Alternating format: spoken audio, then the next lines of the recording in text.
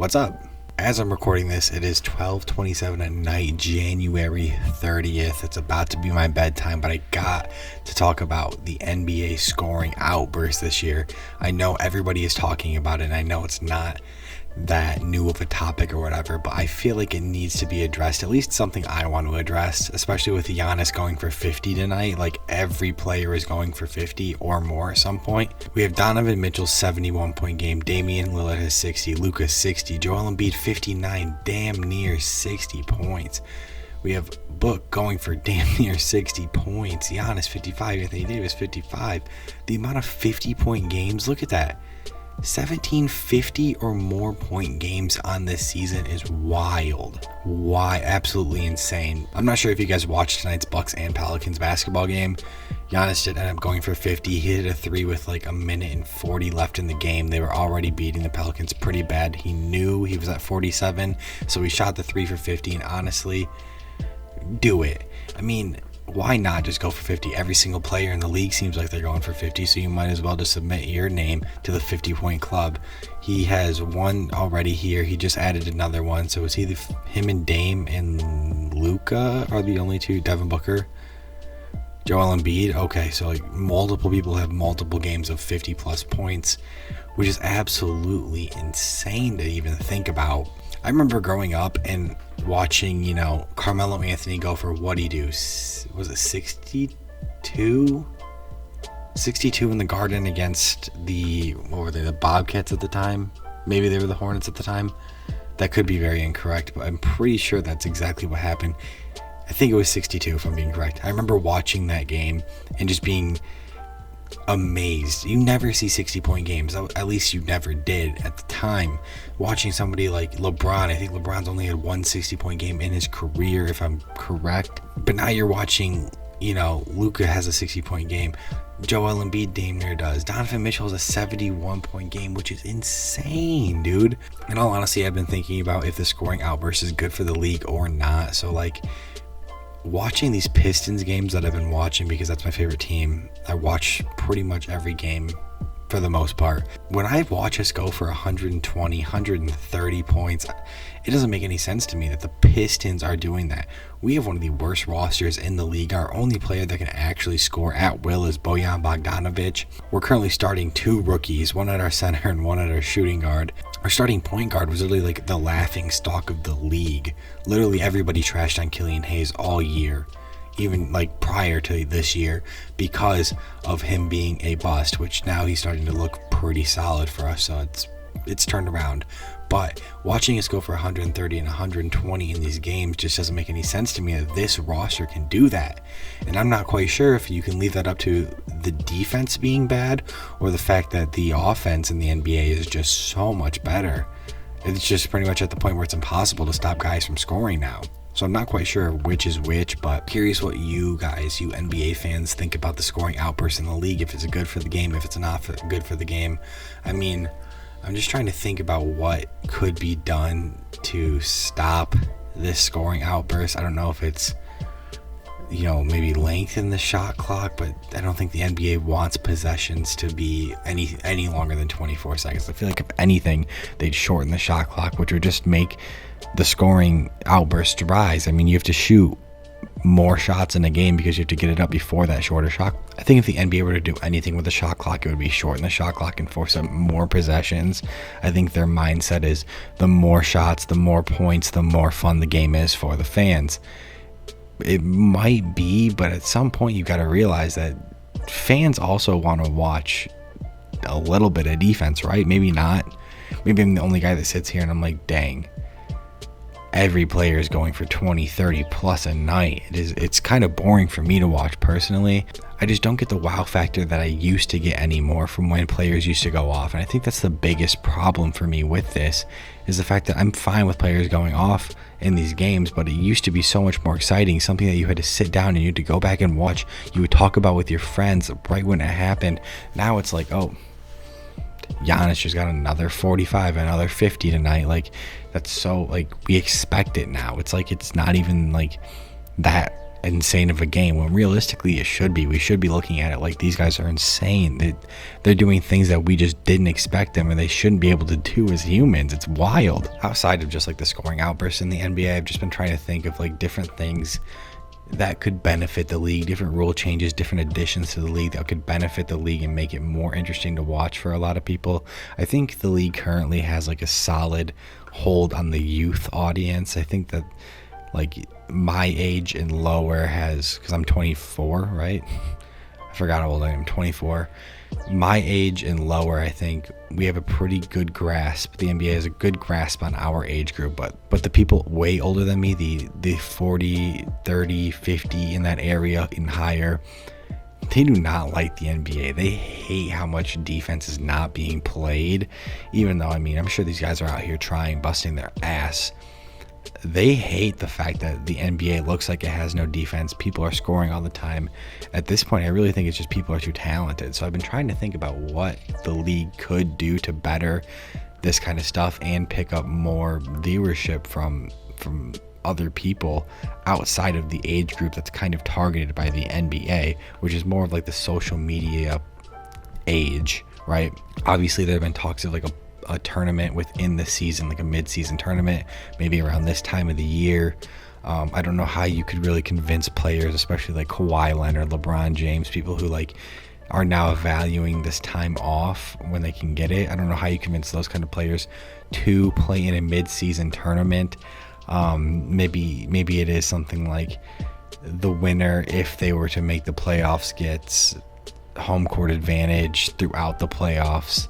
I don't know how OP that would be or not, or maybe you do like a cash prize. Obviously at the end the winner gets, you know, $10 million. You get to disperse that between your players, and then from there it's now your players have a little bit of a reason to play. I don't know if that really motivates players enough though. $10 million in a league where players are making, you know, $300,000 per game or whatever it is, something stupid like that. I don't know. I'm kind of interested to see if you guys have any ideas that could go towards this. Like, obviously I was talking about the shot clock differences. I don't know. That's never one I've really thought about until talking in this video.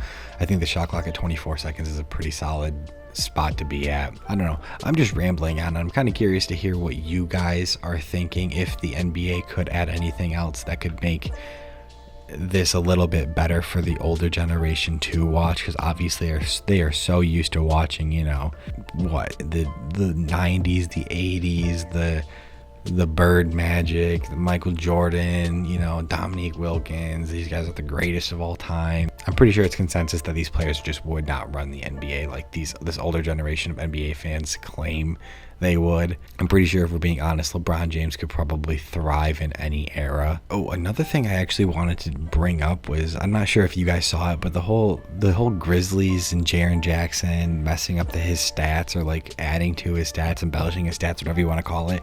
If you guys saw that, that is wild. There was an article, or not an article, but somebody posted on Reddit pretty much detailing all of this stuff. It was a pretty good read. If I can find that article, I can find that subreddit or that post, I will put it in the description so you guys can go check that out, just to get an idea of what's happening.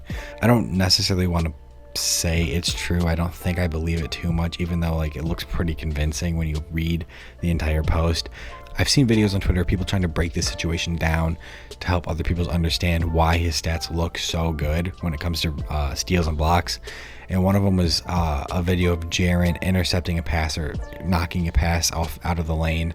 The ball is going out of bounds and he saves it. And I think the ball is in his hand long enough when he saves it for that to count as a steal, even if it goes back to the other team. The possession and the shot clock changes, so it does count as a steal. So even though that doesn't necessarily look like a steal, they're still counting that. So I guess that helps even it out a little bit more. But the one thing that is a little bit concerning is the blocks at home compared to the blocks away. The blocks at home were so much higher than the blocks away, like 2 more blocks at home than he does when he is in an away stadium playing a team on their home court. I don't know if you can really put very much stock into that.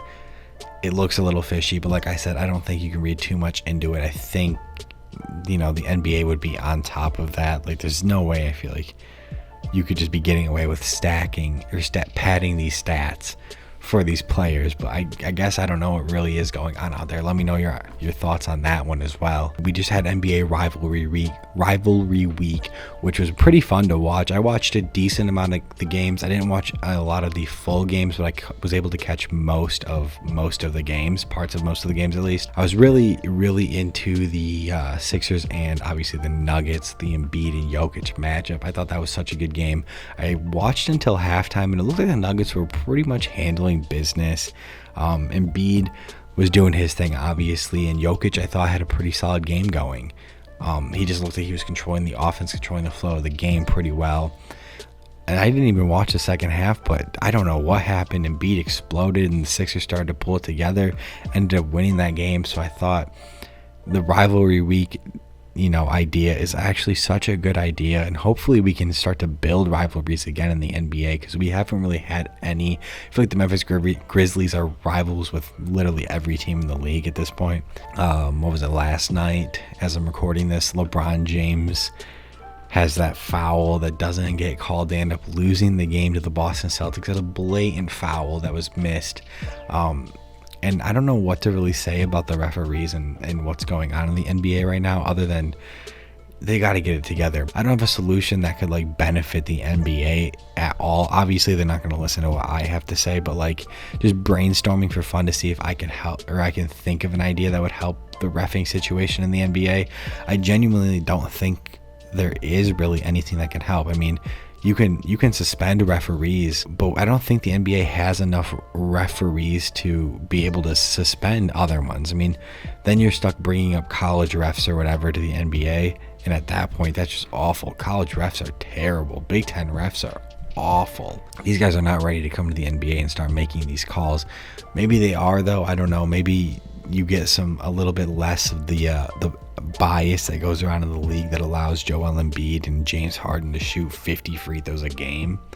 Maybe that goes away. They call the game a little more fair. They call it a little more textbook, because I feel like they call it a little more textbook in the college game. So if they maybe bring the college refs up, they call it a little more textbook in the NBA.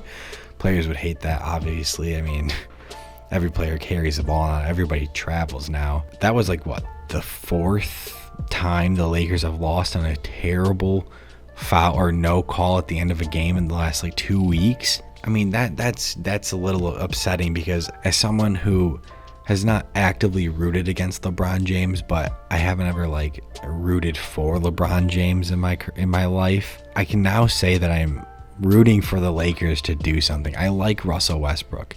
I'm rooting for Anthony Davis to not get injured anymore and hopefully have a successful end to his career. I mean, the dude cannot get healthy. The second he comes back, he is rolling his ankle again. I'm rooting for LeBron James. I'm realizing that we're about to see the last little bit of his career, and I want to see him go out with a bang. I would love to see him be in the playoffs. I think the NBA is better when LeBron James is in a state where he can compete, rather than a state where he is outside of the playoffs looking in. So to watch the Lakers lose these last little bit of games because of the refereeing at the end of the game, and obviously that's not the whole reason. You have the entire 48 minutes of the game to make a difference and make it so your team can have a chance to win at the end of the game, which the Lakers have really made it so they have a chance to win at the end of the game, and they're kind of getting screwed over. It's not really fair, man. It's really not, and it's a little disappointing for the NBA to have this many missed calls on the same team in this little bit of time, which is the last 2 weeks. It's not good for the game either. So I don't know if the game of basketball, the NBA game of basketball, is going in the right place, the wrong place. I don't think it's really going in a terrible direction. I don't think it's improving a ton either. I think it's just in a pretty good stalemate. I think that the NBA will be going through a fluctuating state where we're at a very high for scoring, and I think at some point it'll level out. And that just comes with players adapting to rules, maybe referees calling games more tight, adding rules. We added the transition take foul this year to stop players, from fouling on purpose when players come down with a rebound, when there's a fast break opportunity ahead of them. So I think that's a really good addition, to be honest. And I think small little changes like that will slowly start to improve the scoring outbursts in the NBA, because I think it is a little bit over the top. I kind of like how I started in the beginning of the video with the scoring outburst in the NBA, rambled on, talked about a bunch of different random things that probably don't even connect whatsoever, doesn't even make sense, and I was able to wrap it all up and bring it back to the scoring outburst in the NBA. So my final thoughts on that, I'm 50-50 about that. Not a huge fan, don't hate it. It's good for the game, not good for the game. Obviously, let me know what you guys are thinking, and I'll catch you guys in the next one.